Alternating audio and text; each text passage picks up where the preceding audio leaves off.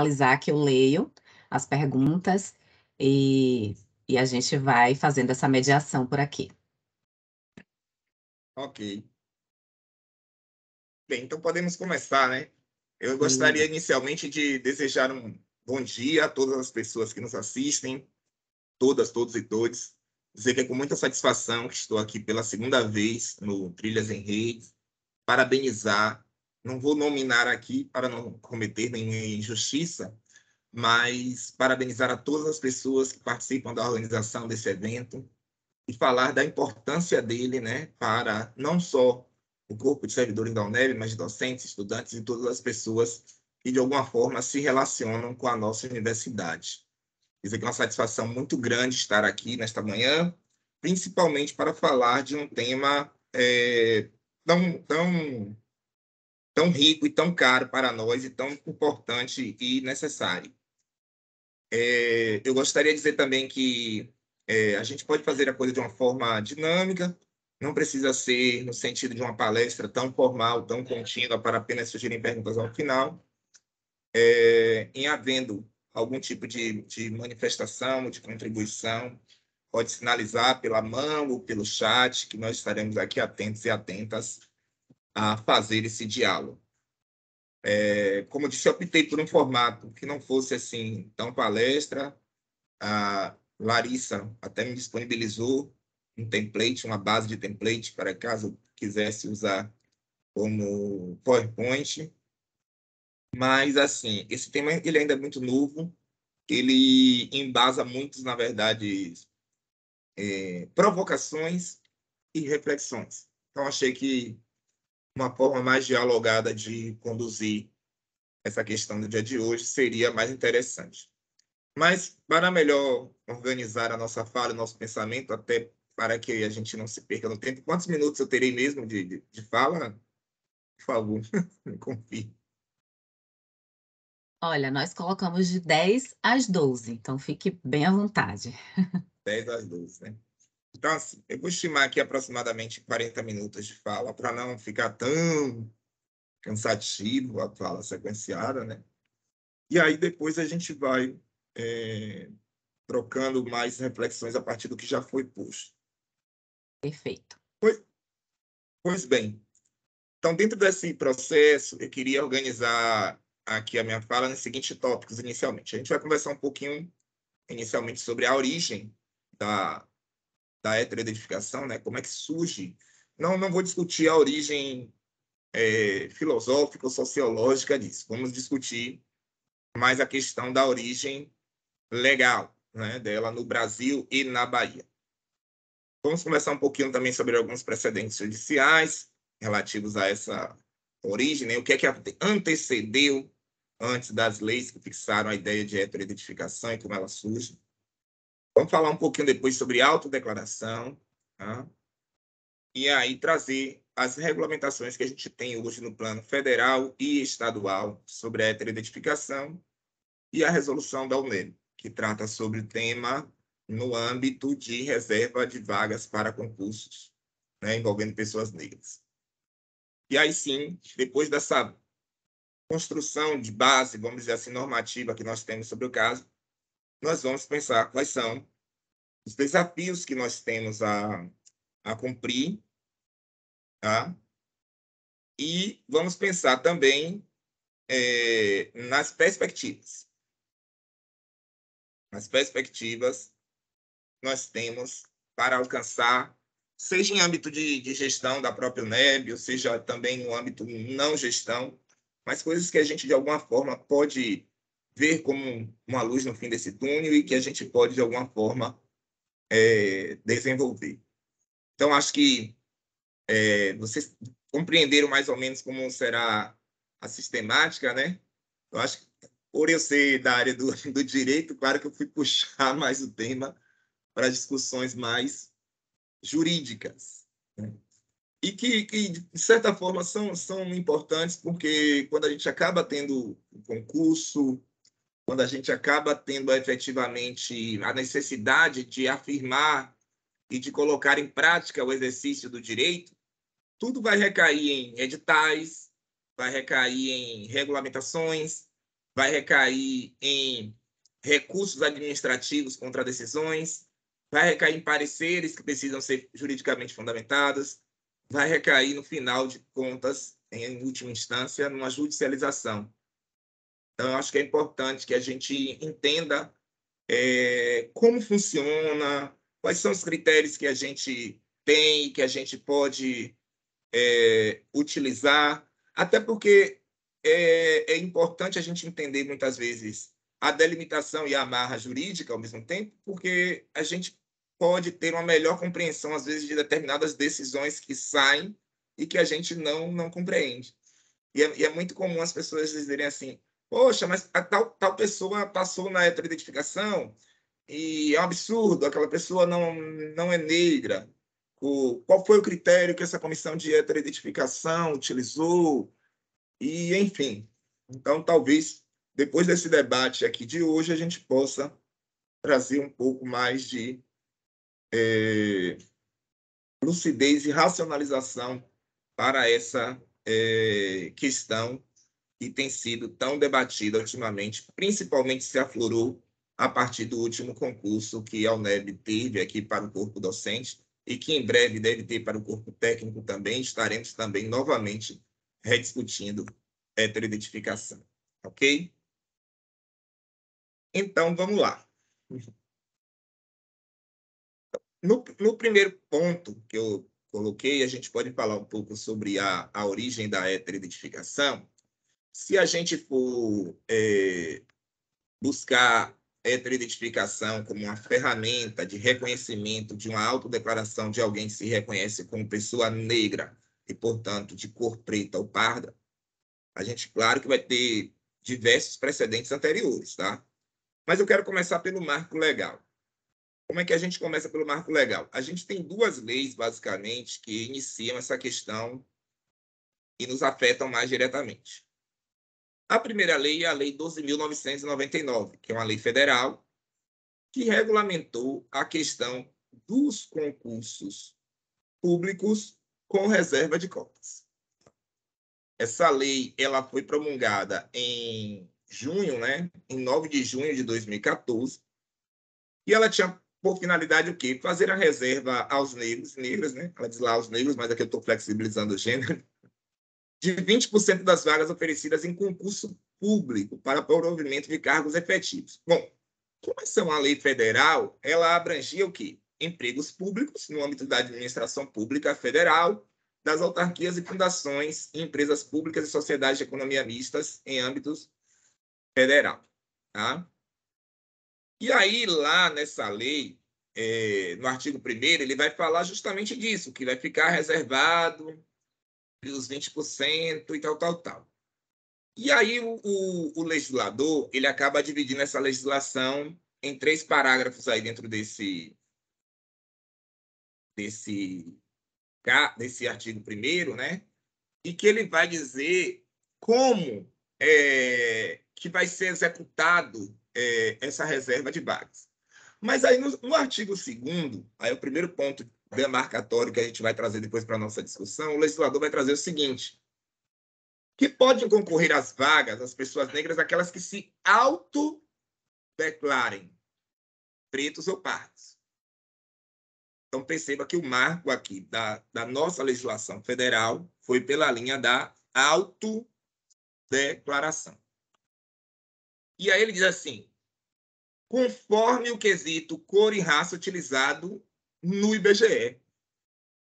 Então, assim, bom, então, não seria apenas a autodeclaração. Eu teria que seguir a lógica da autodeclaração, mas, ao mesmo tempo, entender essa autodeclaração dentro daquilo que a pessoa normalmente já se declarava ou se reconhecia, né, nos critérios utilizados pela Fundação, né, de Instituto Brasileiro de Geografia e Estatística, o nosso IBGE. Enfim, aí a gente para e começa a pensar, mas ainda assim pode haver algum tipo de fraude, né? A gente tem visto aqui, por exemplo, no processo eleitoral aqui na Bahia, o candidato a governador que se autodeclarou pardo, e que gerou uma repercussão significativa nas redes sociais e passou a ser um dos pontos do debate muito significativo, inclusive na eleição. Então, assim,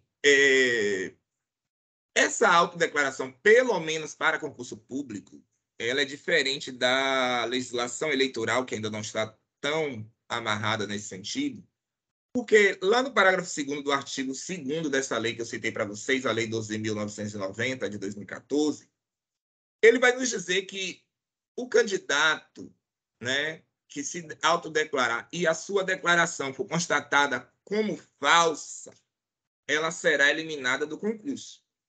Tá? E se houver sido nomeado, vai também ser anulada aquela nomeação, ou se já estiver trabalhando, aquela admissão, aquele emprego que ele estiver executando será cancelado. Neste caso, será sempre oportunizado o contraditório e a ampla defesa. Mas aí eu quero que vocês guardem aí, por enquanto, na memória, esse requisito que o artigo coloca, na hipótese de constatação de declaração falsa, porque isso vai levar a uma implicação que a gente vai entender daqui a pouco, como é difícil entrar no âmbito dessa subjetividade do que é uma declaração falsa ou do que é uma falsa percepção ou do que é uma divergência de entendimento e de percepção sobre ser negro ou não ser negro.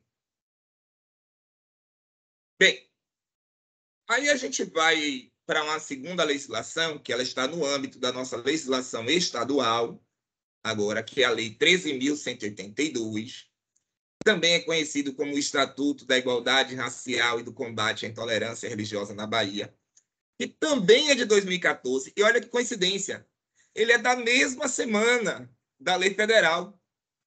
Esse Estatuto da Igualdade Racial ele é de 6 de junho de 2014. E a Lei Federal que criou as cotas em concurso, ela é de 9 de junho de 2014, 3 dias depois. Então, a gente vê aí que está caminhando, né, meio que para e passo, os legisladores federais e os legisladores estaduais. E o que a gente encontra lá nessa lei, Marcelo, na lei estadual, aqui, que regulamenta especificamente a questão da Bahia? Lá no artigo 49, ele vai dizer a mesma coisa, que vai ter reserva de vagas, só que aí ele vai reservar 30%. Essa questão dos 30% na Bahia também é um outro fator que eu vou discutir com vocês ao final, né, na parte dos desafios. Porque eu vou dar um dado aqui, só por exemplo, eu tive na USP recentemente para fazer um debate lá sobre a implantação de cotas para docentes, porque lá eles não têm ainda para docentes, eles só têm para estudantes, né, vestibular. E a gente estava fazendo alguns levantamentos de números, eu até conversei aqui com Rosângela, da PGDP, a nossa pró-reitora, sobre a questão dos dados envolvendo os professores da UNEB. E o que a gente levantou, vocês vão ver mais à frente aqui, por exemplo, na UNEB já existem mais pessoas autodeclaradas negras e pretas na condição de docente do que esse percentual que é reservado. E aí você vai me dizer, mas Marcelo, a lei estadual na Bahia reservou 30%. E lá no plano federal reservou 20%. Tá? Mas mesmo a do plano federal, ele fala sobre o reconhecimento das peculiaridades regionais de acordo com as estatísticas dos percentuais dessas populações. Por exemplo, indígenas, pessoas com deficiência. Então, a gente não tem como ter um percentual necessariamente único. E uma outra coisa é porque no nosso sistema brasileiro, nós somos um ente federativo. O que é um ente federativo? A gente não é um Estado único. Então, quando você é um ente federativo, você tem outros entes que formam essa união com letra maiúscula nesse sentido. E quais são? Os estados e o município, para além da união com letra minúscula, que é o ente federal. Então, quando eu estou me referindo à união com letra maiúscula, eu estou me referindo ao Brasil como um todo. Então, eu me refiro a normas que se aplicam em qualquer estado no Brasil. Exemplo, Código Tributário, Código de Trânsito, Código Civil, Código Penal. Mas quando eu me refiro à união com o minúsculo, eu estou me referindo ao ente federado, ou seja, ao ente federal. Então, essa lei só vai se aplicar no âmbito das relações federais. Então, por exemplo, lei que regulamenta concurso público para empresas federais, para fundações federais, autarquias federais, elas não se aplicam automaticamente aos estados. Elas podem ser aplicadas por analogia. Mas aqui, o estado e o município terão autonomia, inclusive a Constituição fala isso, para administrar a sua gestão de pessoal, quanto à fixação dos cargos e vencimentos. Então, eu posso fixar, através do Estado, um percentual diferente de reserva de vagas para pessoas negras. Por isso, o percentual da Bahia é 30%, enquanto que para as empresas ou autarquias ou entes federados é 20%. Isso também serve, daqui a pouco eu vou explicar, em relação à cota. É por isso que a Lei Federal de Cotas lá prevê, por exemplo, 50%, 25% de cotas sociais, 25% de cotas raciais. Enquanto que aqui na UNEB a gente regulamenta em 40% para as pessoas negras, incluindo o fator social dentro dessas pessoas negras. Por que isso? Porque aqui a gente está num plano estadual, então a gente não se vincula a essa lei federal, que não é uma lei de âmbito nacional, é uma lei federal estrito sensu. Uma lei federal para pessoas que são vinculadas ao governo federal. Gente, até aqui eu estou sendo entendível ou tá difícil de acompanhar? Tá muito juridiquês? Por favor, me sinalizem aí. Tá ótimo, Marcelo. Perfeito. Tranquilo, né? Pronto. Então, vamos avançando. Qualquer dúvida, se não entender alguma coisa que eu falei, pode interromper, fique à vontade a qualquer tempo.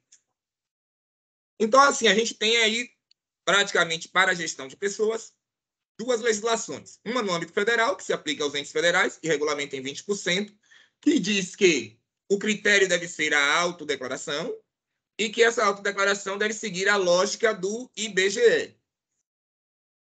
E nós temos ainda nessa mesma legislação federal uma afirmação de que, se for constatada a falsidade dessa declaração, o candidato ou a candidata será eliminada do concurso. E nós temos no âmbito estadual, a nossa lei aqui, né, que no artigo 49 vai prever que é 30% a reserva, ou seja, dentro daquele gozo da autonomia que o Estado tem de gerir as pessoas. E aí esse artigo 49 ele traz outras delimitações, né, em 4 parágrafos lá, que ele tem lá.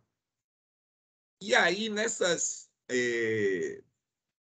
delimitações, ele não é muito específico sobre a questão de heteroidentificação. Ele diz: terão acesso às medidas de ações afirmativas previstas neste artigo aqueles que se declarem pretos e pardos, né? Ele adota praticamente o mesmo texto que está lá na lei federal, a autodeclaração, critério do IBGE, e aí, só que aí na lei estadual tem um detalhezinho. No final ele bota prevalecendo a autodeclaração. Por que prevalecendo a autodeclaração? Aí é que eu quero agora puxar aqui os precedentes históricos e sociais disso. Né? Quando se discutiu a questão racial no Brasil, e aí a gente volta que essa discussão começa lá nas cotas para a universidade, haviam correntes diversas de pensamento sobre quais seriam os critérios para se definir se uma pessoa é negra ou não é. Até porque nós temos um histórico de miscigenação de raças no Brasil. Mas havia uma preocupação também com aquela história daquele movimento que sempre foi muito falacioso da falsa democracia racial e da percepção de que todos nós somos pessoas humanas, todos nós somos negros ou índios de alguma forma. Por quê? Porque, na verdade, esse tipo de filosofia, entre aspas, humanísticas, ela não se encontra respaldada na prática, nos dados, quando a gente vai pesquisar, por exemplo, índices de empregos, índices de pessoas com formação superior, índices de pessoas com maior concentração de renda, índices de pessoas em menor risco de letalidade policial. Então, todos esses fatores, quando são recortados, eles demonstram que existe, de fato, no Brasil, uma segregação, que ela não funciona, pelo menos no plano formal, dizendo somos um país de apartheid formal, mas que ela funciona, pelo menos, na prática, né?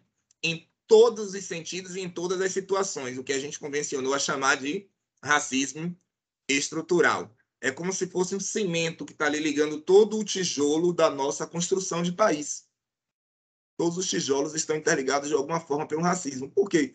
Porque o processo de construção do Brasil nasce a partir de um modelo de imposição de uma cultura e dominação sobre outra, a partir de uma lógica colonial, baseada numa lógica patrimonialista, ou seja, que garante a algumas pessoas, entre elas brancas e europeias ou assim descendentes delas, o direito a todos os bens, todas as terras, todos os privilégios, instituído isso de forma estatal, daí já começa a nascer um racismo institucional, e essas pessoas começam a se ver como detentoras, vamos dizer assim, até talvez por ordem divina, talvez, de determinados direitos e privilégios, que hoje a gente tem denominado isso como o privilégio da branquitude.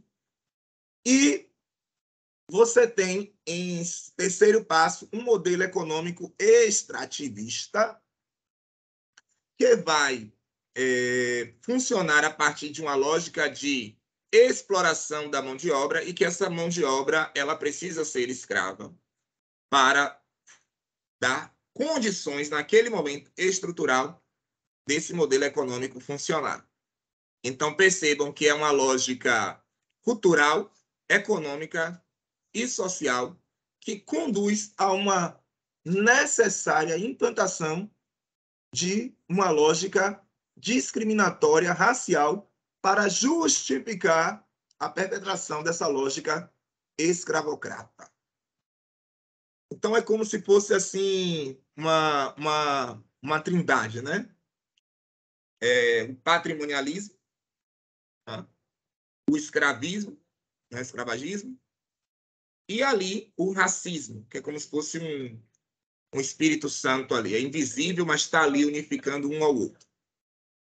E aí, qual era a preocupação disso? É que, primeiro, duas preocupações era que a gente não criasse um modelo onde o próprio Estado, até pelos históricos que nós temos do Estado produzir racismo institucional, tivesse o poder de dizer quem é negro e quem não é. E também que não houvesse uma possibilidade de se descartar a identidade, né? De como a pessoa se vê e de como a pessoa se reconhece. Então, acabou que a tese da autodeclaração prevaleceu e adentrou a legislação. Então, é negra a pessoa que assim se reconhece. Mas aí nós temos uma porta também significativa aberta à fraude. Porque tem uma charge que, se eu tivesse trazido slides, eu até mostraria a vocês, que é uma charge interessante, que ela mostra várias crianças brincando numa bicicleta, várias, dezenas. Todas elas são brancas e uma é negra. E tem uma criança branca sem bicicleta. E aí ela aponta para a pessoa negra e diz: ela ocupou a minha vaga na bicicleta. Ela me tirou o direito de estar na bicicleta. Ou seja, as outras dezenas, né, nessa imagem, elas eram brancas. Mas as pessoas não tiveram, ou essa pessoa que estava do lado de fora, sem a bicicleta, ela não teve essa percepção de que, na verdade, a vaga dela pode ter sido retirada por qualquer uma daquelas outras. Mas ela compreende que a vaga foi retirada por aquela pessoa. E a gente viu esse discurso muito forte quando foi da implantação das cotas em universidades, né, no Brasil. E por que isso acontece? Por que existe esse inconsciente em muitas das pessoas brancas, eu falo assim, as pessoas que não estudaram, que não compreendem, não estudaram o tema, que não compreendem a necessidade de um equilíbrio de igualdade racial em um país, etc. Não estou aqui jamais generalizando. Porque foi, desde o início, introjetado a ideia de que aquele lugar, o exercício de direitos fundamentais, como educação, moradia, saúde de qualidade, essas coisas, são próprios das pessoas brancas. Então, eu só consigo visualizar como um ocupante da minha vaga, entre aspas, a pessoa negra. Porque é ela que não deveria estar ali. É isso que o inconsciente está gritando. Então, assim, dentro dessa lógica, seria extremamente perigoso você permitir que a classificação ela viesse do próprio Estado. Então, nesse sentido, a autodeclaração ela cumpre uma função social muito importante, inclusive de contribuir para o maior processo de compreensão das pessoas e autoidentificação enquanto pessoas negras. Só que aí surge o fenômeno dos afroconvenientes, aquelas pessoas que vão se autodeclarar negras, especificamente naquele momento, naquela oportunidade em que há algum exercício de direito para a pessoa negra garantido e reservado. E aí a gente vai discutir isso um pouquinho mais à frente daqui a pouco, quando eu fechar esse bloco da autodeclaração no sentido conceitual. E aí, Marcelo, como é que ficou essa questão da autodeclaração? Foi questionado, foi discutido, né?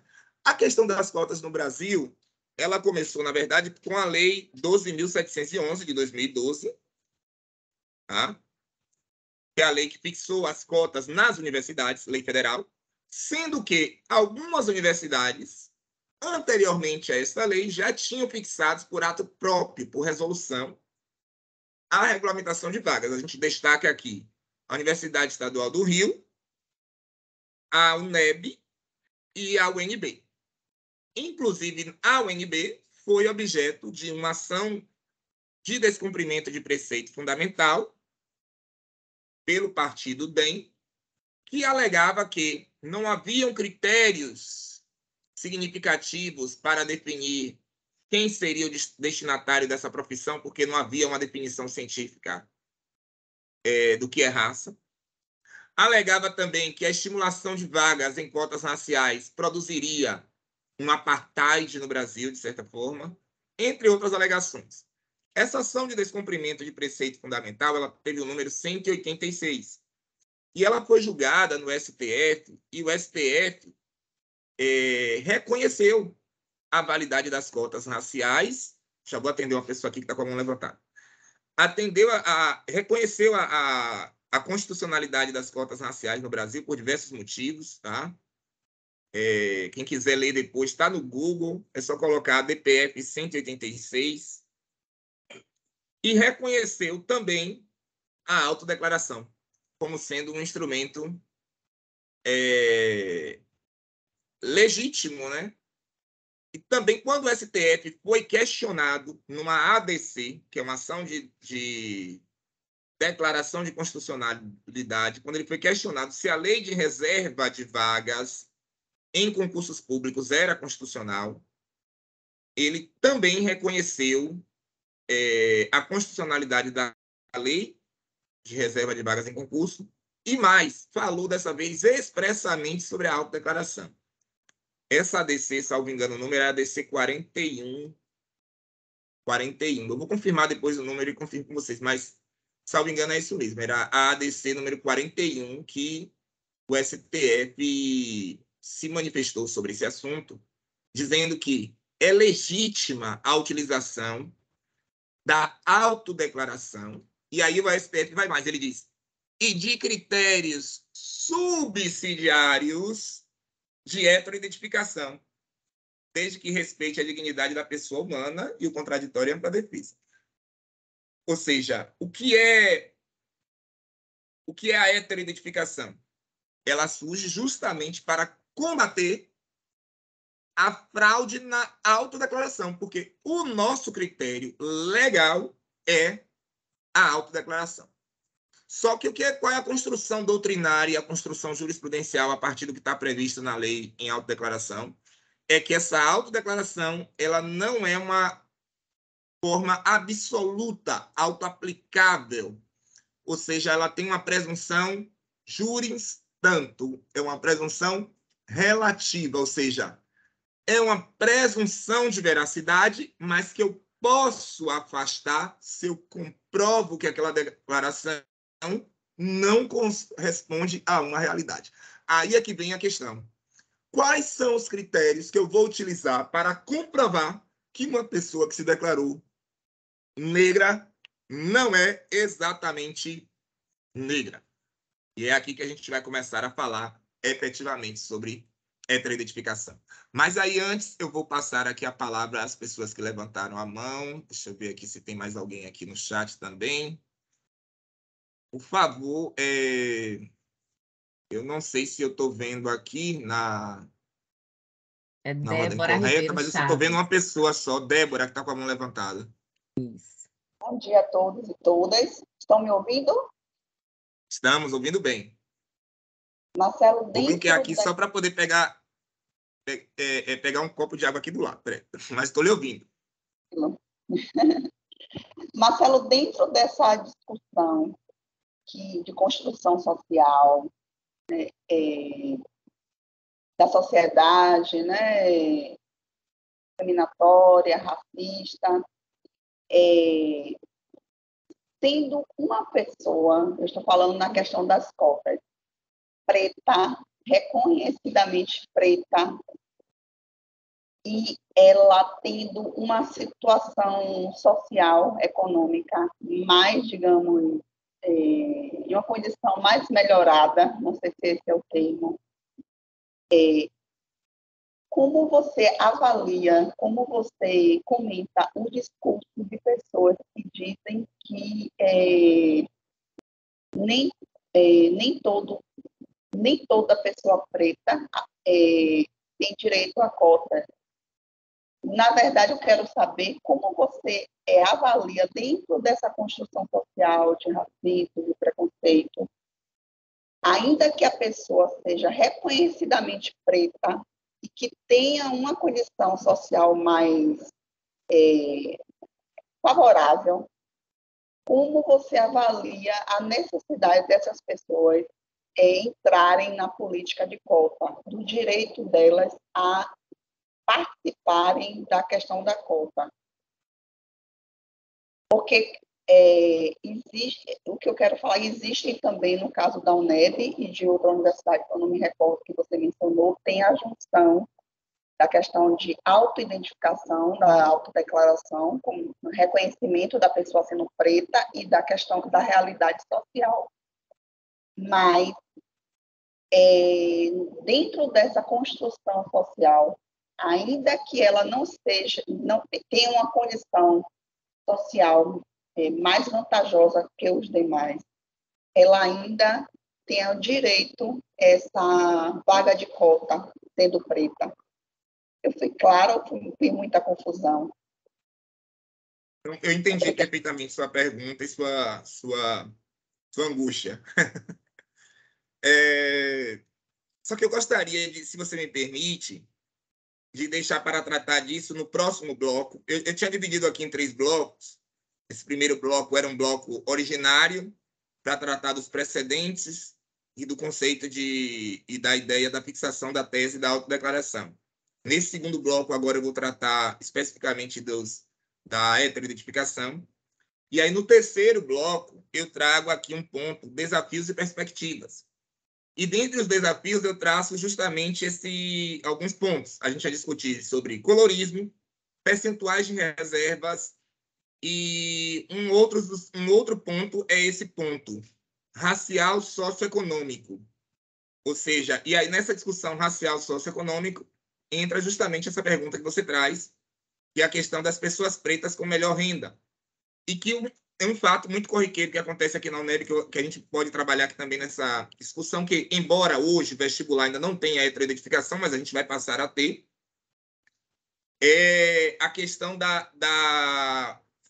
do ensino fundamental no ensino privado, né? Que é uma coisa que a gente precisa discutir, acontece muito nos pedidos de vagas para vestibular, e isso dá muita confusão, porque tem gente, por exemplo, que estuda o ensino fundamental em um colégio privado, mas com bolsa, e são pessoas negras. Então, existe uma série de discussões.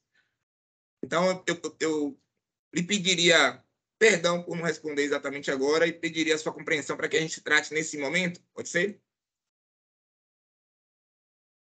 Mas não vou esquecer não, viu? Está anotado já aqui.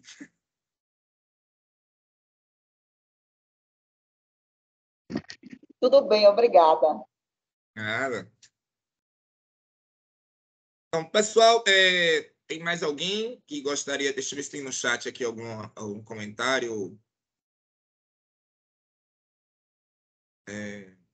Pronto. Então, vamos seguindo, né? Vamos lá. Então, aí a gente chega ao quê? Bom, o STF reconheceu a legitimidade da aplicação da heteroidentificação.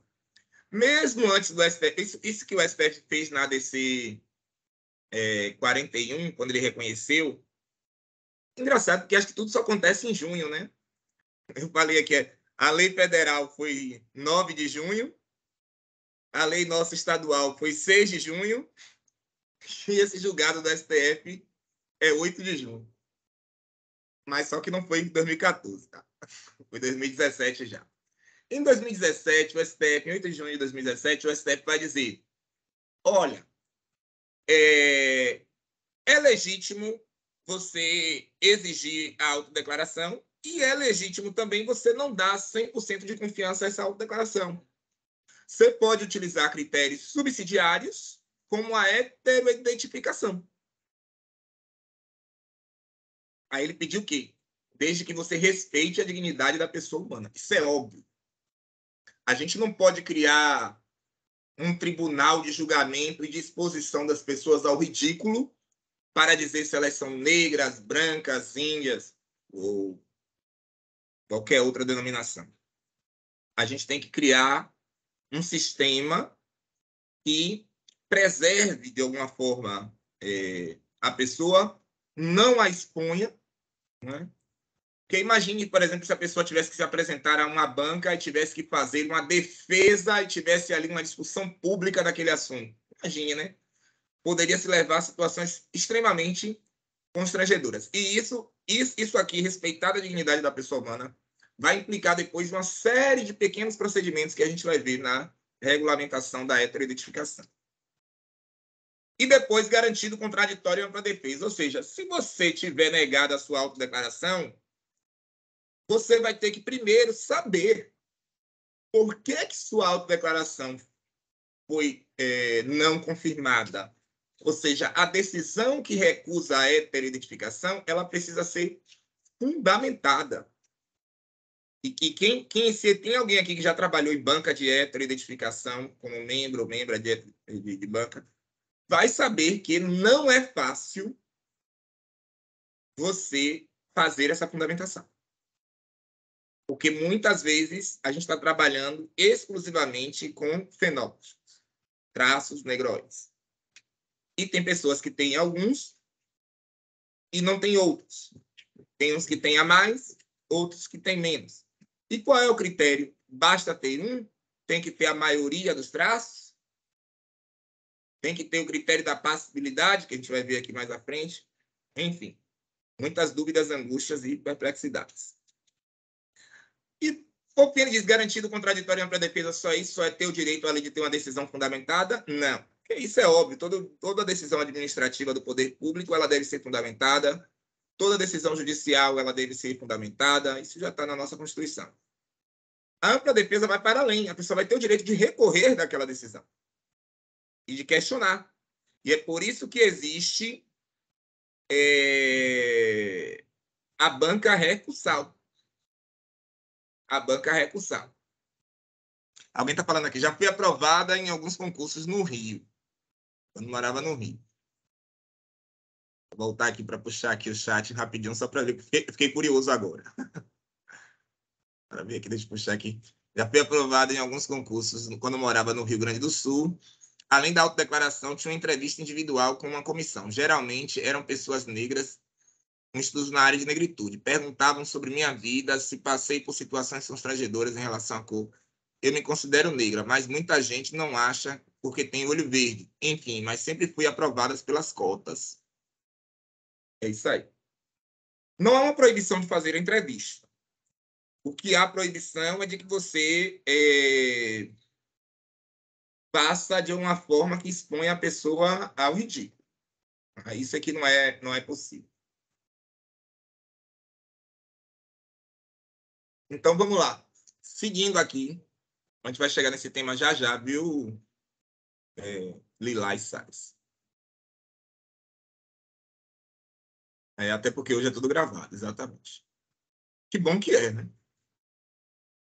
Então, assim, partindo dessa questão, o governo resolveu regulamentar, né? Ele regulamentou em 2018, né? Depois do STF já ter confirmado, né, que de fato podia usar a autodeclaração e que poderia usar a heteroidentificação. Ou seja, levou-se, perceba no Brasil como tudo é complicado, né, em relação às pessoas negras. Levaram 4 anos para o governo federal regulamentar.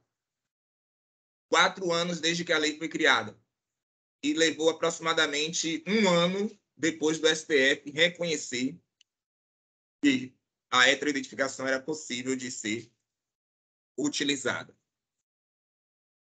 Aqui na Bahia, nós temos ainda, além da lei estadual, o decreto 15.353, que é um decreto estadual, que prevê essa questão da vagas para as pessoas negras, que ele regulamenta aquele artigo 49. E nós temos na UNEB hoje a resolução 1511, que é a resolução que regulamentou o concurso público. Em breve, nós teremos uma outra, que deve reformular a questão das cotas na UNEB, e para essa reformulação, nós vamos incluir a heteroidentificação no vestibular. Então, aquela resolução 1339 do vestibular será modificada para, além da validação, também prever a heteroidentificação, entre outras possibilidades de revisão que a comunidade acadêmica, que será escutada, lógico, poderá indicar e entender como pertinente, já que já são 4 anos, o país mudou muito nesses últimos 4 anos, e a gente precisa repensar uma série de questões que ali estão colocadas. Enfim, então o que é que diz essa portaria? Eu quero trazer aqui alguns pontos básicos que são motivos de angústia. Marcelo, essa portaria, ela se aplica ao UNEB, se aplica ao Estado da Bahia, já que ela regulamenta a lei federal? Não automaticamente. Ela é uma portaria do Ministério de Planejamento, Desenvolvimento e Gestão do governo federal, mas que ela inspira praticamente todo o país. Mas um ente estatal, de Estado-membro de município, ou de universidade, de autarquias em geral, pode ter a sua própria portaria regulamentadora, desde que essa portaria não ofenda o que está previsto na lei e não ofenda o que está previsto na Constituição. Mas até agora são poucos os entes estaduais que fizeram a sua própria regulamentação. A UNEB, por exemplo, ainda não tem. A gente utiliza essa portaria federal. E aí, o que é que acontece nela? Ela traz alguns, claro, princípios iniciais lá que devem ser observados, esses que a gente já falou, como dignidade da pessoa humana, contraditório, direito ao recurso, observância da legalidade, etc. E aí, ela vai trazer, essa portaria, ela vai detalhar procedimentos específicos. Ela vai dizer como é a composição da comissão, por exemplo. Essa é uma dúvida, por exemplo, que se tem, porque na própria lei, a lei não diz exatamente como deve ser a comissão, o quantitativo, por exemplo. Se ela deve ser única para o mesmo processo, mas a portaria que traz. A portaria traz o critério de 5 pessoas efetivas, 5 pessoas suplentes, né? Conhecedoras da temática, pessoas estudiosas da temática da discussão da negritude. E, em grau de recurso, 3 pessoas efetivas e 3 pessoas suplentes, né? Então, essa portaria, a portaria número 4 de 2018, do Ministério de Planejamento e Gestão, ela vai falar que considera-se a heteroidentificação uma complementação, tá? Uma complementação da autodeclaração. E aí ela traz alguns critérios, como, por exemplo, que é um dos mais discutidos, que é a eliminação da pessoa que não for aprovada na heteroidentificação. Aqueles que não comparecerem, né? Ela diz que são eliminados do procedimento, que não comparecem. Aí ela diz dispensada a convocação suplementar de candidatos não habilitados. Ou seja, eu não preciso convocar candidatos que não alcançaram a nota mínima. Eu posso fazer, portanto, a heteroidentificação depois de só saber as pessoas que têm a nota realmente em âmbito de aprovação. Mas ela diz que essa comissão vai analisar exclusivamente o fenótipo. Ou seja, eu não tenho tanta margem, se eu for por essa regulamentação, viu? Esqueci o nome aqui da colega que comentou no chat. Eu não tenho tanta margem, se eu for para essa regulamentação, de fazer a entrevista para avaliar as situações sociais nas quais as pessoas já se envolveram.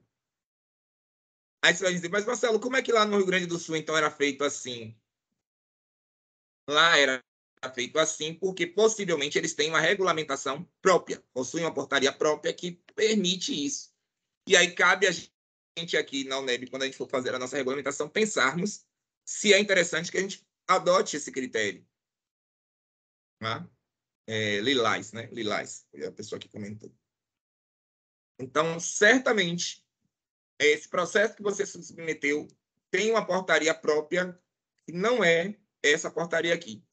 Porque se fosse por essa portaria aqui, você só poderia ser avaliada pelo seu fenótipo. Ele não poderia te ouvir em relação a precedentes, né, de sua vivência ou das suas relações sociais. Eu não poderia nem olhar, por exemplo, fotos de seus pais. Né? Isso é muito comum, por exemplo, nos recursos, os candidatos mandam: ah, mas eu sou negro porque minha mãe é negra, porque meu pai é negro, porque minha avó é... E, em tese, né, que a gente sabe que a gente fala assim no direito que o julgador ele deveria ser imparcial, que a gente chama de neutralidade axiológica. Ou seja, a pessoa não pode deixar suas convicções e seus valores interferirem no resultado do julgamento. E quando a gente está ali numa banca, seja ela qual for, a gente está atuando como um julgador. Tá? Só que a gente sabe que essa neutralidade humana ela é quase que impossível. E principalmente quando você visualiza ou quando você tem informações prévias. Porque aí tem uma outra questão que um autor chamado Gadamer traz, que é chamada os fenômenos das pré-compreensões. Quando você está ali na banca, eu, Marcelo, eu não sou uma pessoa que me desaparta de tudo que eu sou antes. Ou seja, eu não tenho como tirar férias de mim para aquele momento. Então, eu continuo sendo a pessoa que viveu no lugar que eu vivi, que continua sendo a pessoa que teve a influência religiosa que eu tive, que tive a influência que meus pais e meus amigos e amigas com quem eu convivi me deram. A pessoa que tive a formação, e a depender do ambiente onde eu tive essa informação, também eu fui influenciado. Ou seja, existem várias compreensões já prévias fixadas em mim, que a gente pode chamar isso também de preconceito, né? Não no sentido pejorativo, mas de ideias já prevalecidas, pré-estabelecidas na minha mente, que vão interferir na minha forma de raciocinar e de interpretar uma determinada legislação ou de interpretar uma determinada situação. Né?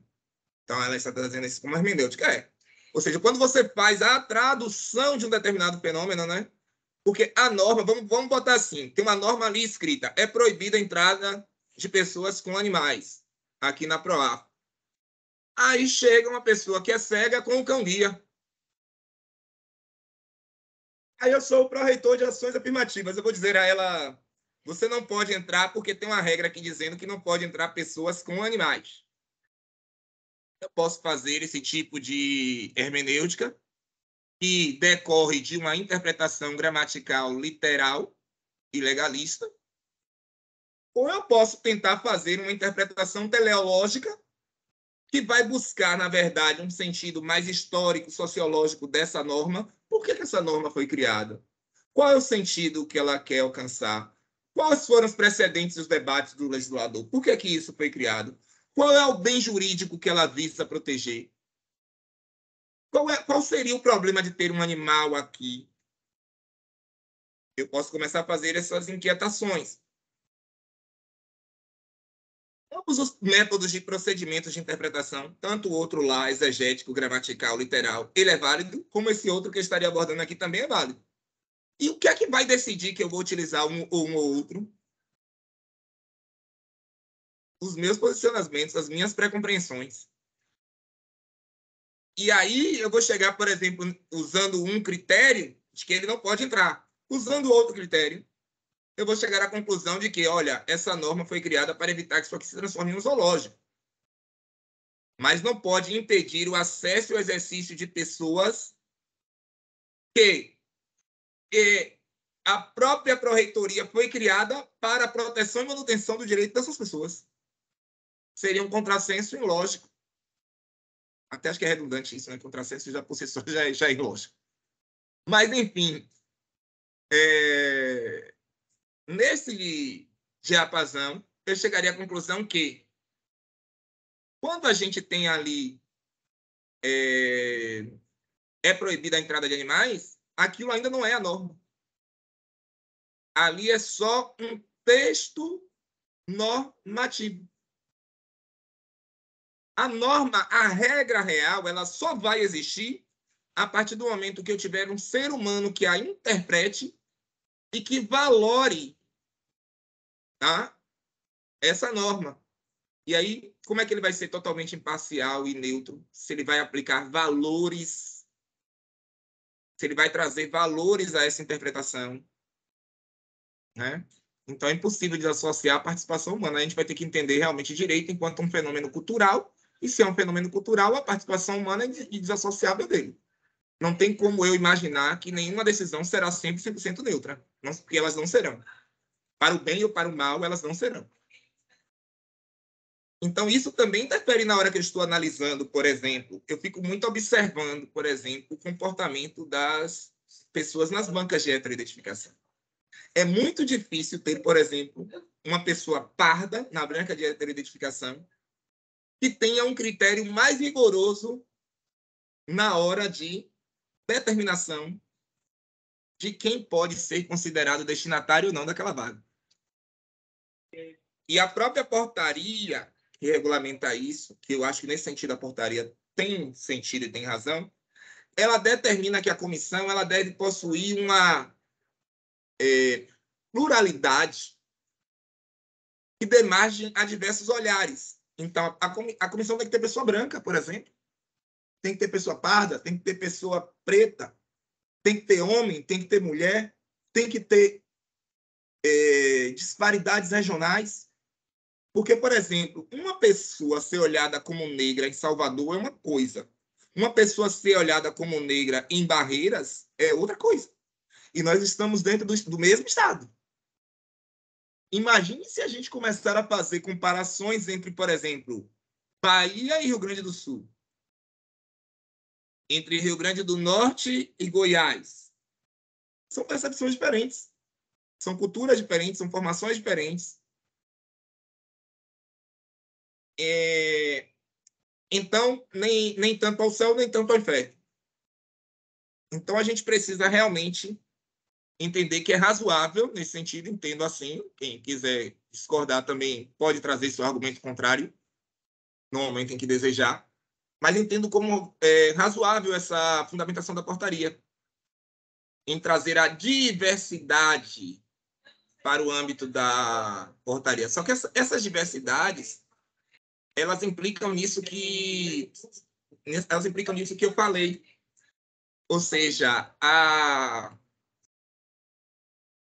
percepção de um determinado grupo pode ser diferente pelas pré-compreensões das pessoas. Então, imagine, por exemplo, uma pessoa que ela é parda, ela está na comissão. Aí ela olha um outro pardo e as pessoas estão dizendo que aquele pardo, por exemplo, não é pardo. Mas ela olha e se identifica com aquela pessoa. Ela vai dizer assim, puxa, aquele...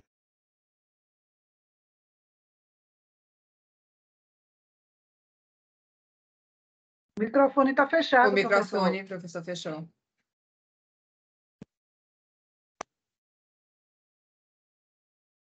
Desculpa, gente, eu fechei sem querer.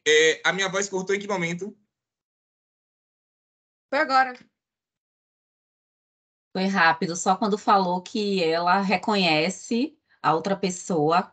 Quando ela se reconhece, né? Isso. Quando a pessoa que é parda que está ali e que ela muitas vezes não é tida como negra, mas ela se entende assim também, ou também, apenas não é entendida pelas outras pessoas por questão de falta de conhecimento mesmo.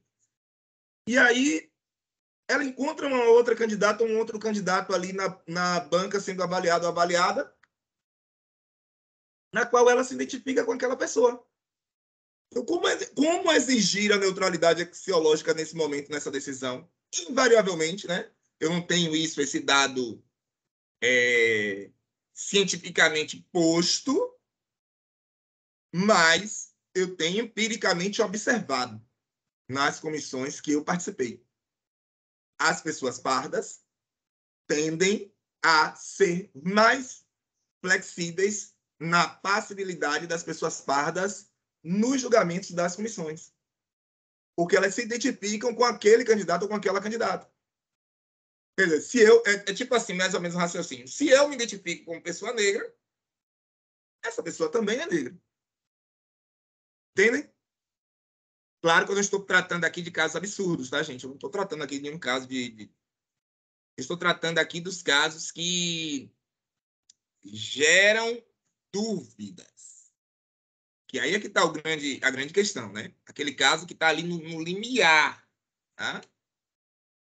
Não estou tratando aqui do exemplo da pessoa nórdica que chega lá, porque tem pessoas brancas também na comissão e ela não vai ter essa situação de se identificar com a outra pessoa branca e por isso querer aprovar. Isso não acontece, tá?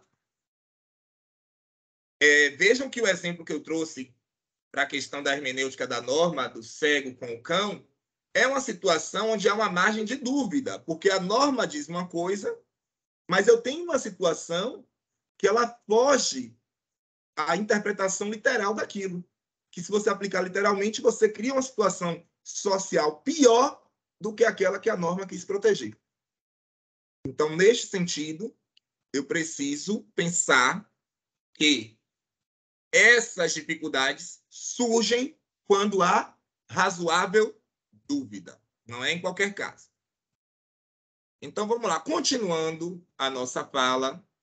Então, a portaria ela diz que é o fenótipo. Então, ou seja, eu não poderia entrar nessa discussão do histórico das pessoas, mas quando o candidato recorre, e aí eu tenho observado isso, as bancas de recurso que eu acompanhei, ainda é um número muito pequeno, claro, não dá para eu sistematizar isso sem pesquisa, mas eu gostaria até de um dia poder pesquisar sobre isso. As bancas de recurso tendem a ser mais... eu não vou dizer complacente, porque senão fica parecendo que está sendo condescendente, né? Com alguma irregularidade, não é isso. Elas tendem a ser mais amplas no critério de entender o que é uma pessoa parda. E sabe por quê? Porque normalmente elas leem o recurso. E aí, quando a pessoa escreve o recurso, a pessoa traz toda essa discussão que não deveria trazer, porque a norma diz que é só critério fenótipo, mas ela traz. E aí ela diz, meus antecedentes, aí traz fotos, às vezes traz comprovações de situações de racismo que ela sofreu, traz situações de outros concursos onde ela foi aprovada em reserva de vagas, como cotistas. Aí você vai dizer, Marcelo, mas a portaria 4 que você está indicando não permite que a comissão recursal analise nada disso.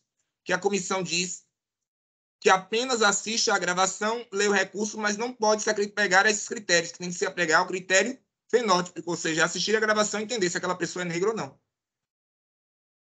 Mas aqui para nós, é diferente quando você lê e enxerga algo. Aquilo sai da sua cabeça, fica na sua cabeça, né? Se alguém aqui faz meditação, a gente sabe o quanto é difícil, por exemplo, você entrar num estado de meditação para não pensar sobre outras coisas. Então, aquilo ali, inegavelmente, vai ficar no seu pensamento. Aquilo que você viu, não tem como você desver ou desimaginar. Já era, já foi para o seu inconsciente. E se lá no seu inconsciente encontrar um solo fértil de identificação com aquilo que está sendo dito em razão das suas pré-compreensões, vai gerar uma produção tendente a fundamentar a sua decisão, ou mesmo que você não diga exatamente que está usando as fotos, as imagens ou as situações de racismo que a pessoa viveu, mas você vai, de alguma forma, buscar já, de alguma forma, um fenótipo que justifique aquela pessoa como negra. E aí eu não tenho autoridade também para discutir mais profundamente isso, porque eu não sou da área de psicologia, né? Mas acredito que se aqui também tiver alguém que é dessa área, deve ter uma explicação melhor do que a minha para esse fenômeno. Eu só tenho observado que, corriqueiramente, acontece. Um outro ponto que essa portaria proíbe é a comissão deliberar na presença dos candidatos. A comissão assiste, pode até entrevistar, se for o caso de uma outra portaria que permita a entrevista, mas não pode dar a decisão na presença do candidato. E essa portaria também, acho que é no artigo 11, ela diz que vai ser eliminado do concurso o candidato, né, ou a candidata, que a autodeclaração não for confirmada do procedimento de heteroidentificação, ainda que tenha obtido nota suficiente para aprovação na ampla concorrência, independente da alegação de boa-fé. Ou seja, percebam, aí é que vem agora o problema. Lembra lá atrás que eu falei que a lei federal falou de má-fé? Eu disse, guardem isso aí, que a gente vai chegar lá na frente, nessa discussão. Ou seja, a lei disse que se eu constatar a má-fé, ou seja, que a declaração, se eu constatar que a declaração é falsa, perdão, a lei disse que se a declaração é falsa, eu elimino o candidato. Aqui na portaria, ela vai dizer que o candidato não reconhecido será eliminado.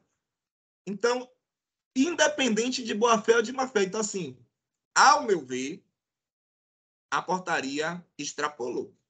Nesse requisito, a portaria violou a lei. Porque a lei condicionou a eliminação a uma má-fé, a falsidade. A declaração é falsa. Falsidade é diferente de erro. Como assim, Marcelo?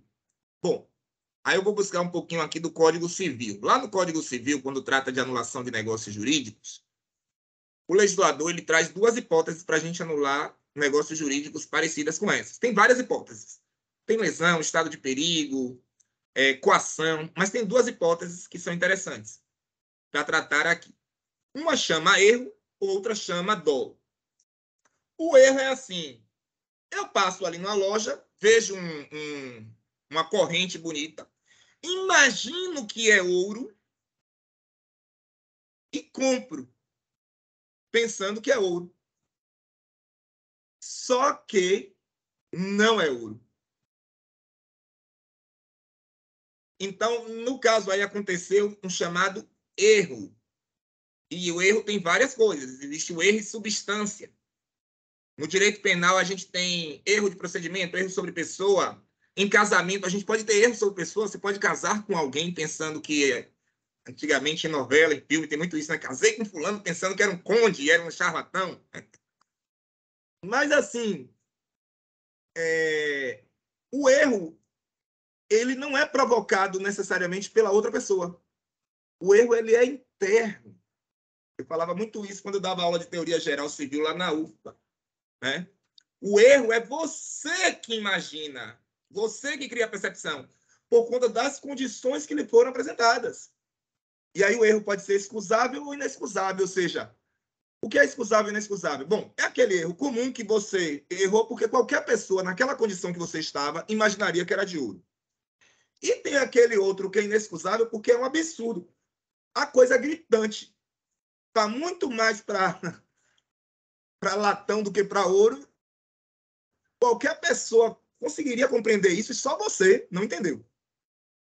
Enfim, mas o erro sempre parte da pessoa. Só que quando a outra parte lhe induz ao erro, aí a gente tem o dolo, o que a gente chama de dolo. No direito civil, dolo é isso. No direito penal, dolo é a intenção de praticar o crime. Então, no direito civil, dolo é o quê? É quando você induz alguém ao erro. Então, se eu vou lá, igual o Smoke, passando na frente da joalheria, lá, aí chega e pergunta para o vendedor, essa corrente é de ouro? Aí ele diz, é ouro 18 quilates. E não é ouro. Então, nesse momento, ele me induziu a erro. Então, ele agiu com dolo. E onde é que eu estou querendo chegar aqui? Pelo que está na Lei 12.290, o legislador quis punir o candidato ou a candidata que deliberadamente frauda. É aquela pessoa que se maqueia, aquela que raspa o cabelo para não aparecer o cabelo liso, aquela que faz um bronzeamento artificial, tá? Gente que despenteia o cabelo e vai para heteroidentificação. Em processos de heteroidentificação por tecnologia, a pessoa que manipula a iluminação, a pessoa que faz uma espécie de blackface, etc. Então, ali daria margem à eliminação. Me parece, claro que é uma interpretação também, tá, gente? Da lei que eu estou fazendo. Quando ele diz falsa. Ou seja, falsa no sentido de que a pessoa quis fazer enganar a banca. Mas só que na portaria, número 4, que a gente tem utilizado na UNEB, ela não fala nessa questão da falsidade. Então, eu posso ter uma pessoa que é branca, mas que se entende como negra, mas ela não é. E aí, fenopticamente, né? Porque o que eu estou analisando é o fenóptico. E aí ela chega lá numa banca dessa, auto se declarando negra, e ela vai ser eliminada do concurso.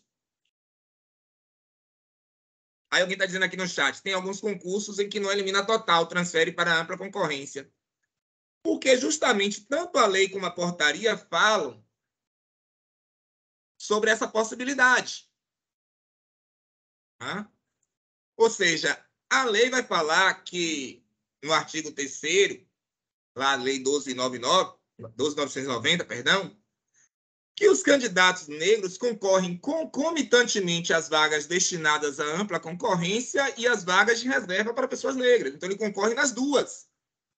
Se ele concorre nas duas, a heteroidentificação é para verificar se ele é uma pessoa negra, ela tem que ser eliminada da reserva e não da ampla concorrência. Essa é a primeira interpretação mais óbvia da norma. A lei estadual, nossa, também ao falar sobre essa questão e o seu decreto regulamentador, o decreto que eu já citei aqui hoje, o decreto 15.353, também fala isso, que ela concorre na ampla e concorre nas vagas para cotas.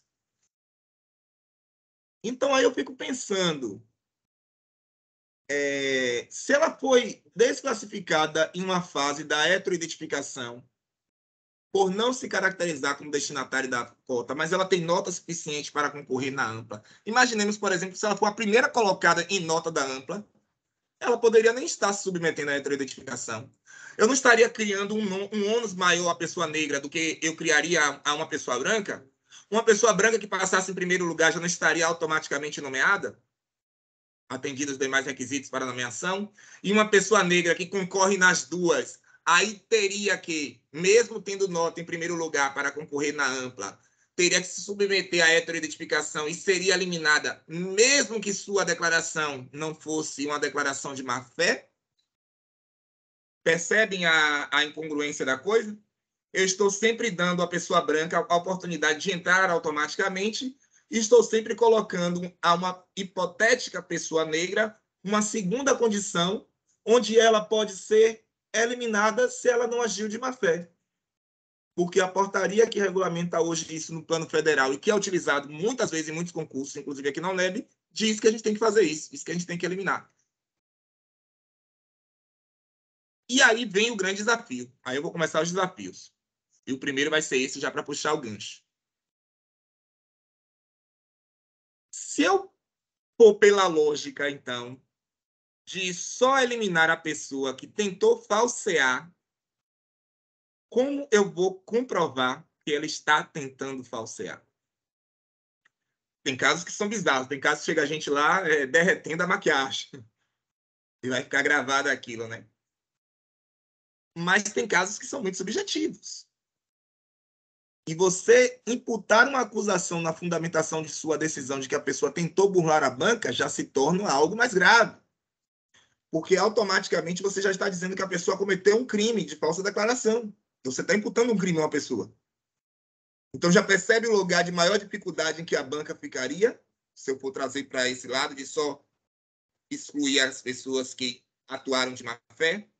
O segundo problema, além de colocar a banca numa situação mais difícil de fundamentar a decisão, eu coloco uma porta aberta a todas as pessoas que são brancas a dizerem: vou me candidatar aqui como negras, porque eu posso concorrer em ambos, e se depois lá a banca não me reconhecer, eu fico só com a nota da ampla concorrência, eu não sou por nenhuma penalidade. Ou seja, isso hipertrofia ou hiperpotencializa o número de candidatos para serem avaliados pela banca. Ou seja, traduzindo no popular, né? O vai que cola.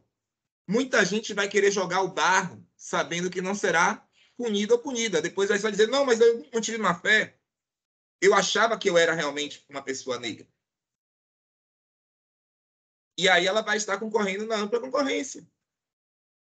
Ou seja, não há, vai diminuir a possibilidade de você realmente punir as pessoas que falseiam e, ao mesmo tempo, gera uma porta aberta para você gerar, na heteroidentificação, um volume absurdo de pessoas que estariam ali, de certa forma, de má fé, se alimentando de uma dupla tentativa. Ou entra pelas cotas, se não der certo, eu entro pela ampla concorrência. Eu não vou ser punido. Então, esse é o primeiro desafio a pensar. Como resolver essa equação? Já que os processos de heteroidentificação, às vezes, têm prazos curtos para serem cumpridos. Não tanto em concurso, mas imagine isso, por exemplo, em vestibular. Que você faz vestibular, você tem um prazo pequeno já para poder fazer o processo de matrícula para iniciar o semestre, adequar ao calendário acadêmico, uma série de questões. O volume de pessoas que já existem para heteroidentificar, por exemplo, quando se trata de estudantes de vestibular. Imagine agora aí, com mais pessoas que não têm direito à vaga de reserva, tentando fazer essa heteroidentificação. A gente não pode partir do pressuposto de que as pessoas serão éticas. Porque elas não estão sendo, muitas vezes com a eliminação automática, independente de boa-fé ou de má-fé. O segundo problema, o segundo desafio, o colorismo. As bancas têm informação adequada sobre a discussão do colorismo? Porque não é todo mundo que discute negritude que discute colorismo. Nós temos um entendimento já pacífico em âmbito nacional do que é ser pardo, de quem é o pardo que pode ser alcançado pela norma. As pessoas dizem assim: não, aquele pardo que tem fenótipos de negros. Todo pardo tem fenótipos de negros. Alguns mais, outros menos. Mas eu só vou aprovar qual tipo de pardo? Aquele que se aproxima mais da melanina? portanto, estaria mais susceptível à corrupção, à violência, né, do racismo. Ou seja, algumas pessoas dizem assim, a polícia sabe quem é negro e quem não é negro na Bahia.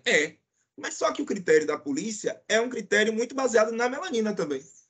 Assim como outros critérios que existem aí e que se utilizam para cometer racismo,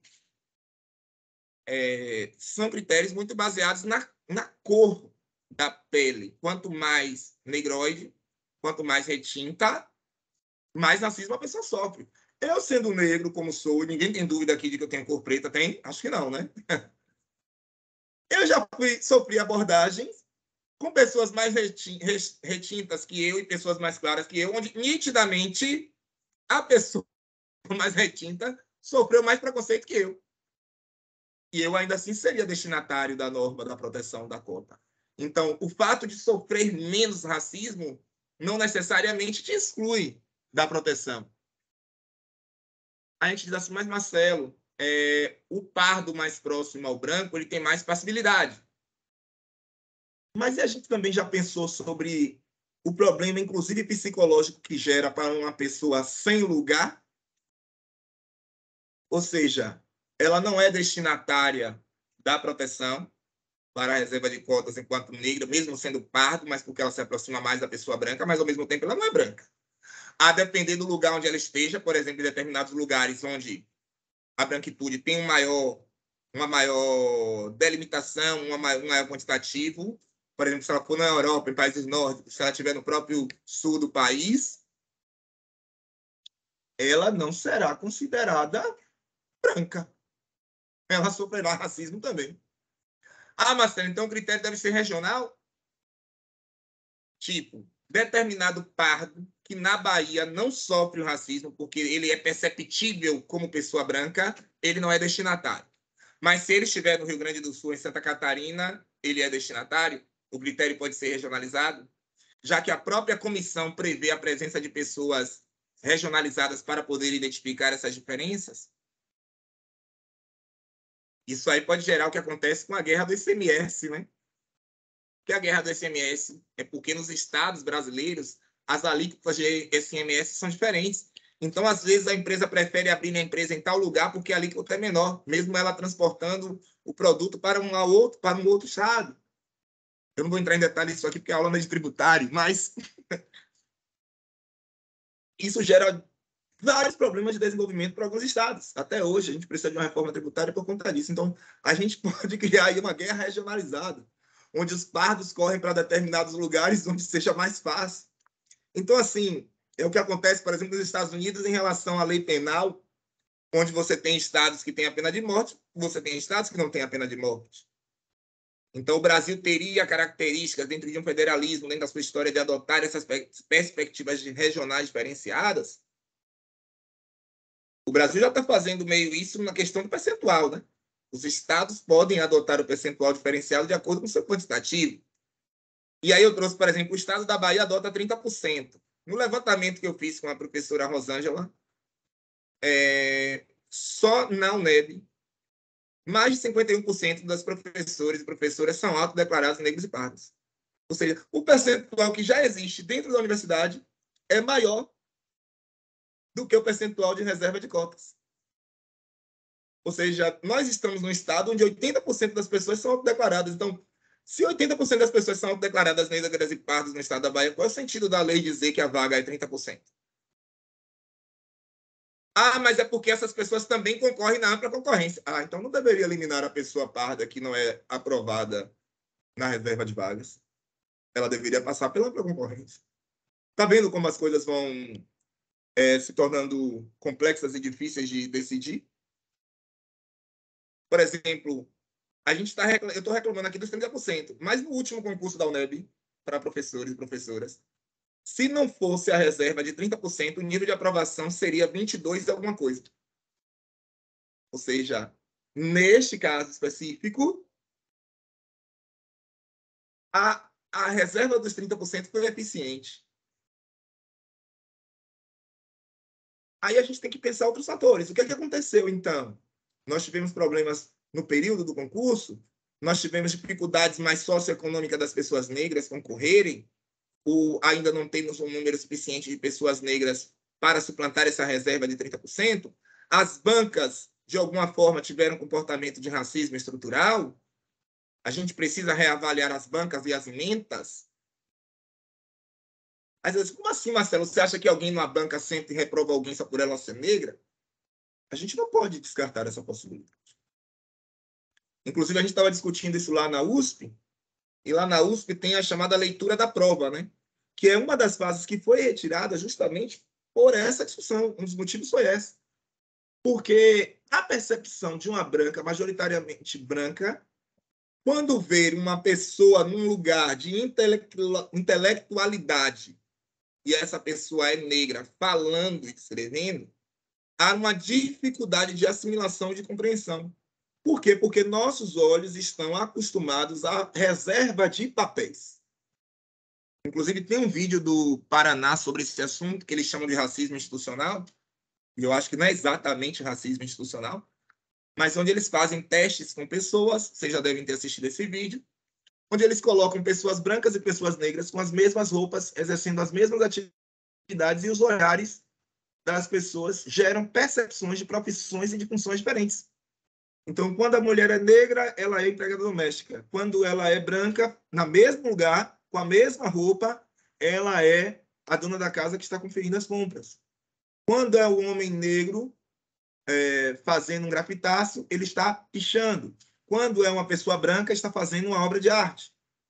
Né? É aquela velha lógica do correndo, né? Está correndo de noite, se é preto é ladrão, se é branco está fazendo Cooper. Então, assim, a gente pensa que isso não está no imaginário das pessoas, mas está. Infelizmente está. E nós determinamos muitos dos nossos comportamentos em função disso.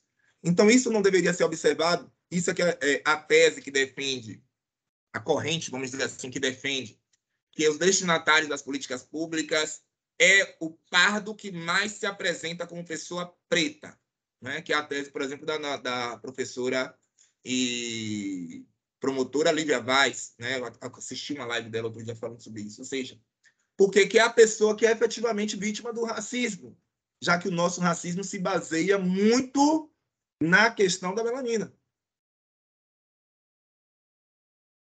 Aí eu vou para a discussão de Débora, o outro ponto de nosso desafio. Pessoas pretas com renda,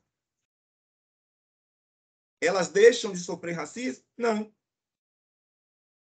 Pessoas pretas com formação deixam de sofrer racismo? Não. Eu já sofri racismo em vários lugares.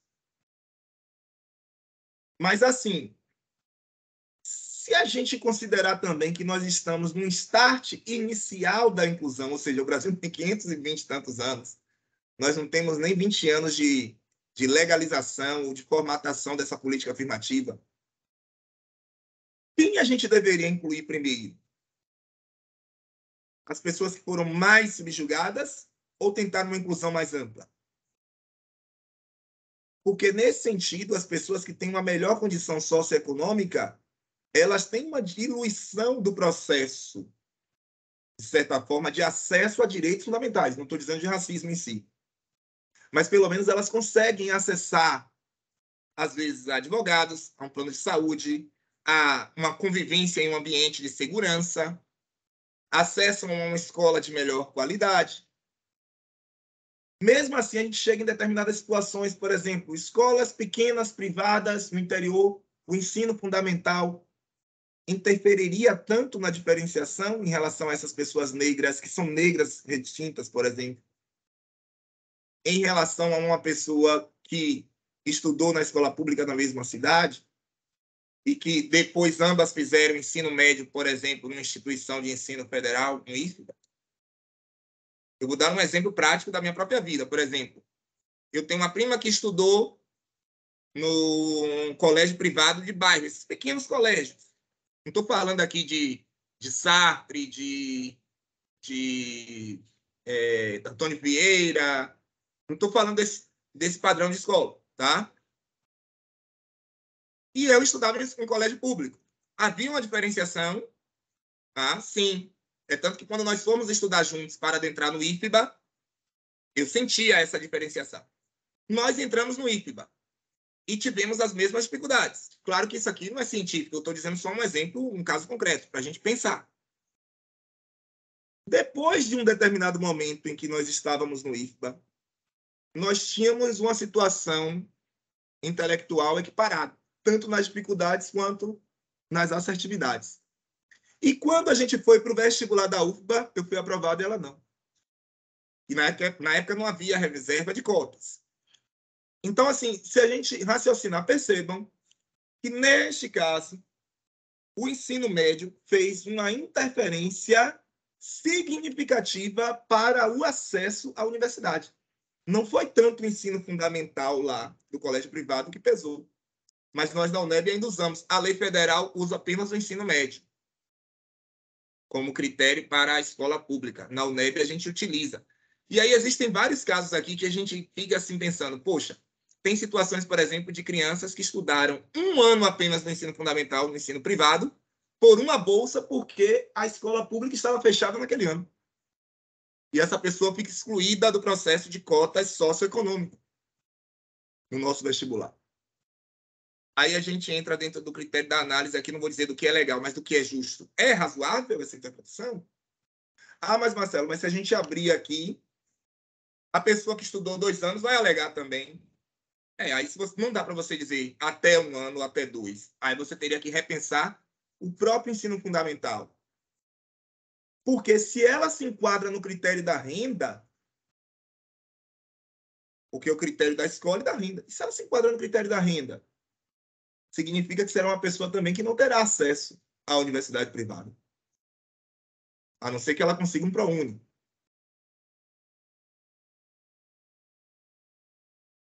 Então, esse critério social, econômico e da inclusão via escola pública, ele também é um desafio a gente pensar. E quais são as perspectivas futuras que a gente tem a conduzir? Primeiro, a gente precisa fazer uma regulamentação própria da UNEB. A gente precisa sair da portaria 4 para que a gente possa tomar as nossas decisões. O que é que nós queremos enquanto UNEB? Já que não tem uma portaria do governo do Estado sobre o assunto. Nós queremos a exclusão automática do candidato que se declara negro ou negra e não é reconhecido, independente de boa-fé ou de má-fé, ou nós queremos a alocação dessa pessoa para ampla concorrência para evitar cometer injustiças?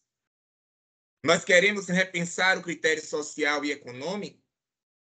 Nós queremos estabelecer parâmetros, porque lá no fundamento hoje diz assim, acaba sendo uma fundamentação meio que repetitiva. A pessoa não alcançou os critérios fenótipos de nariz, cabelo, cor de pele e construção corporal.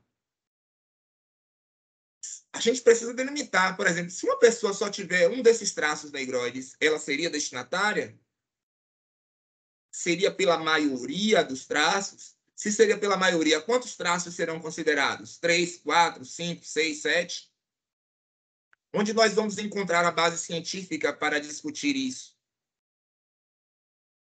E, por fim, a regulamentação e a formação, que é o que nós estamos fazendo aqui. É claro que aqui não é uma formação 100% completa, porque a gente ainda não tem todas as respostas, né? Vocês estão vendo aqui que eu estou deixando vocês, talvez, com mais angústias do que vocês entraram aqui na escuta, na conversa. Mas, necessariamente, a formação vai precisar ser construída e debatida dentro da universidade. Para, especificamente, a gente ter um discurso unissono, um discurso que gere menos ruído, para que você que compôs uma banca de heteroidentificação e aprovou alguém com determinado critério não seja estigmatizado ou estigmatizada em redes sociais e até muitas vezes com aproveitamento político da situação. Olha a pessoa branca que a UNEB está aprovando. Expõe a pessoa, expõe a banca. Sem entender muitas vezes os critérios. Por exemplo, hoje, usando a portaria 4, nós temos que seguir o critério do IBGE.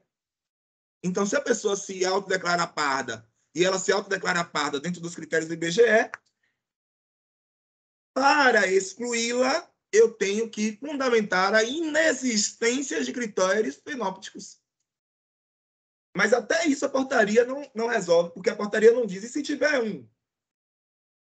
E se ela tiver o nariz, por exemplo? Se ela tiver a orelha? Se ela tiver o cabelo apenas? Então, nós temos, na verdade, não soluções, mas eu sinto informar a vocês que a gente tem muito mais dúvidas, angústias e perplexidades.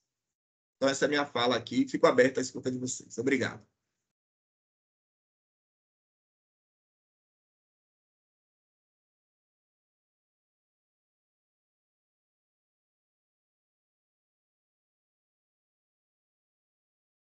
Bom dia, professor. Enquanto não tem as dúvidas, eu queria te agradecer, né, pela participação, pela disposição de estar aqui, né, do seu tempo.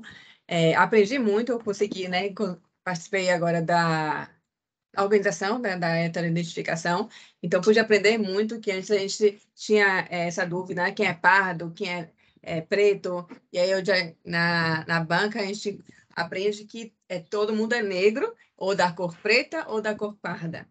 E gostei muito de participar, que além de aprender, eu pude ver quantas pessoas são tão dedicadas, né? As pessoas que participaram da comissão, que eles não estão só preocupados em ver ali a imagem, mas vai pesquisar em redes sociais, em curriculares, em tudo. Enfim, justamente para, né, ter certeza desse processo.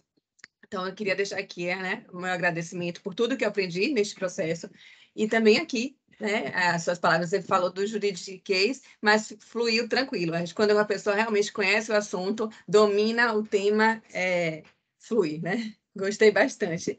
E deixar aqui registrado nossos agradecimentos. Você viu no chat, as pessoas também já agradecendo aqui, colocando as dúvidas. Quer que leia? E aproveitar também, a gente colocou a lista de frequência também, para quem puder já ir assinando. Adriana, sobrinho que é da Ascom, falou muito importante essas reflexões na universidade. A Lilás colocou parabéns, excelentes provocações. Débora trouxe, precisa ter a formação inclusiva histórica para fazer a heteroidentificação. Por exemplo, a cabeça tem que saber a composição dos povos originários. Acho que Débora também tinha colocado mais acima, não sei se você tinha visto, que ela não concorre à cota, que ela sempre fica em dúvida de se vai com cota como cotista ou não. Margarida colocou parabéns, professor Marcelo, pelos esclarecimentos. Selma também, parabéns, muito esclarecedor. Não sei se tem mais dúvidas. Obrigado, gente, obrigado. Se não tiver dúvidas... Obrigado pelas palavras, pelo carinho. É isso, Débora. Essa dúvida, né, que a gente fica, né, para quem está na condição de pardo, por exemplo. Posso me colocar? Vai ser encarado como uma falsidade? Eu vou ser eliminado ou eliminada do concurso? Quais os critérios que a banca deve utilizar ou não para fazer essa consideração da inclusão? Critérios históricos, né? E aí a gente tem até um autor que vocês podem pesquisar se quiserem, que era o Lombroso, que ele desenvolveu a teoria do crime a partir de características fenóticas das pessoas. É uma teoria completamente ultrapassada, que ela já é rechaçada e exclusa do direito penal, e que ele dizia que o criminoso tem uma cara. Então, ele calculava as chamadas medidas do crime, né? Então, o criminoso é a pessoa que tem um determinado nariz, que tem um determinado olho de uma determinada forma, que tem um tamanho de testa. E é tanto que foi escrito um livro depois chamado A Falsa Medida do Homem, que era justamente para poder refletir sobre essa questão da teoria lombrosiana. E isso passou a ser muito rechaçado em todo tipo de qualquer pesquisa científica.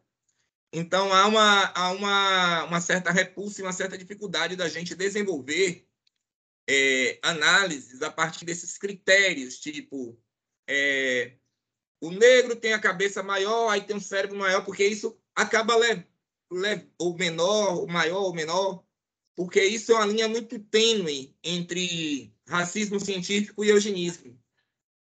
Então, e pode caracterizar estigmas e criar falsas conclusões. Mas, quando a gente parte para estudar fenótipo, não tem solução. Eu vou ter que pensar, tipo, o nariz das pessoas negras normalmente como é, né?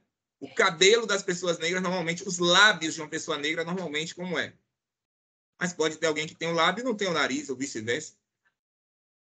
Sabe? Então, assim, é realmente complexo. Nós ainda não temos respostas. Hoje, o que vocês podem fazer é baixar a portaria número 4 do Ministério da Gestão e dar uma lida para entender quais são os critérios que normalmente estão sendo aplicados, porque tem lugares que têm portaria própria, tá? Tem lugares que têm portaria própria. Por exemplo,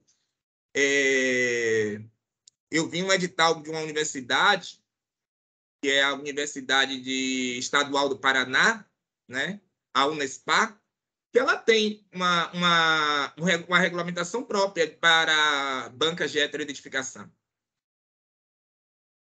Enfim, e assim a gente vai caminhando. A gente pode produzir isso aqui na UNEB também. É minha meta produzir isso aqui na UNEB, com o apoio de todas e todos vocês. A gente vai tornar isso público para essa construção, fazer audiência pública, ouvir as pessoas, porque o que a gente só sabe é uma coisa: em nenhuma posição que seja adotada contemplará satisfatoriamente todas as questões de todas as pessoas, porque ainda é muito difícil resolver essa questão. Mas a situação é essa. Muito obrigado a vocês também pela participação, pela escuta sensível, pelo carinho. E Débora quer falar alguma coisa antes de eu me despedir e encerrar. Diga, Débora. Rapidinho. Em relação à questão das cotas, eu optei, é uma escolha pessoal minha, não participar. O que eu disse em relação à questão de identificação é que em discussões, né, que é um tema que realmente me chama a minha atenção por escolha pessoal, por orgulho mesmo, né? Eu me identifico como uma pessoa preta, não participo de cota também por algumas posições, né? Eu não, apesar essa discussão que eu quero trazer, que conversando com algumas pessoas do movimento negro, elas falam também dessa estabelecimento de critérios, porque não só nessa questão de participar ou não de cotas, mas de como você se identifica na sociedade, né? Nessa construção. Porque esse não lugar do meio, de você não saber se é branca, não saber se é preta, não saber, é muito confuso. E é uma discussão muito ampla, além da questão de participar ou não de cota. Então, assim, é realmente muito rica. A UNEB tem, sim, que abrir espaço para discussões, para escolha mesmo de critérios e também das escolhas das pessoas que façam parte, né? Porque características fenóticas, eu posso, por exemplo, olhar para você e reconhecer algumas coisas dos povos africanos, né? A formação da cabeça. Mas isso tem um conhecimento técnico, não, né? De estudo. E um raso, né? Eu não posso me comparar a um estudioso que tem anos de pesquisas de populações africanas. Então, esse povo, essa raça, a nossa raça demanda esse cuidado, especialmente aqui no Brasil. Foi nesse sentido que eu falei.